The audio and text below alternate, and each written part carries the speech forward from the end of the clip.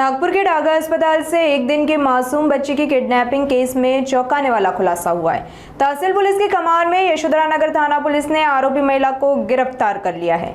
11 दिन में अपने नवजात को खोने के गम और मां की ममता में विवश होकर डिप्रेशन में आई महिला ने इस वारदात को अंजाम दिया। पुलिस जांच में सामने आया है कि छत्रपति संभाजी नगर की रहने वाली आरोपी महिला डिलीवरी के लिए नागपुर में अपने भाई के घर आई थी।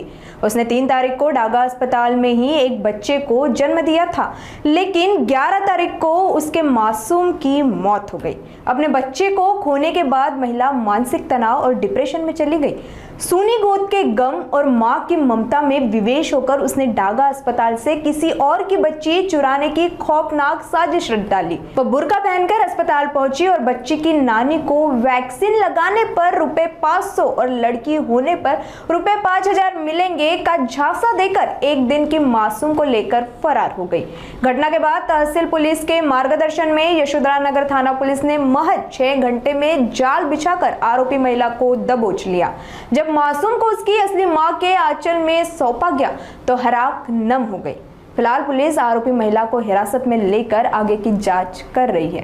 आज दुपारी 1 दिवसाच्या मुलीचं डागा हॉस्पिटलमधून अपहरण झालं। त्याच्या अनुषंगाने आपण तहसील पोलीस स्टेशनला गुन्हा दाखल केला आणि हा तपास करत असताना बऱ्याच सीपी सरांच्या मार्गदर्शनाखाली joint CP sir, additional CP madam यांच्या मार्गदर्शन आणि त्यांच्या सूचनेनुसार आपल्या नॉर्थ रिजनचा सर्व डीबी स्टाफ असेल, सर्व बीट मार्शल असतील, त्याच्या अनुषंगाने सक्रिय होऊन हा तपास करत असताना यशोधरा नगरचे PI शेख साहेब यांना याच्या अनुषंगाने माहिती मिळाली। त्यांची टीम त्या ठिकाणी जाऊन जे महिलेकडे हे बाळ होतं त्याच्या ताब्यातून आपण घेतलेले अतिशय चांगली कामगिरी या ठिकाणी यशोधरा नगर पोलिसांनी केली। अतिशय तत्परतेने त्या ठिकाणी जाऊन 1 दिवसाचं हे बाळ, अतिशय सेन्सिटिव्ह असा हा विषय असतो की कोणत्याही हॉस्पिटलमधून गव्हर्नमेंटचे असं बाळ जाणं हा खरं तर प्रशासनाला खूप गंभीर हा विषय आपण घेतो आणि याच्या अनुषंगाने आपण या ठिकाणी चांगल्या पद्धतीने सर्व आमच्या स्टाफनी, यशोधरा नगरचा स्टाफ,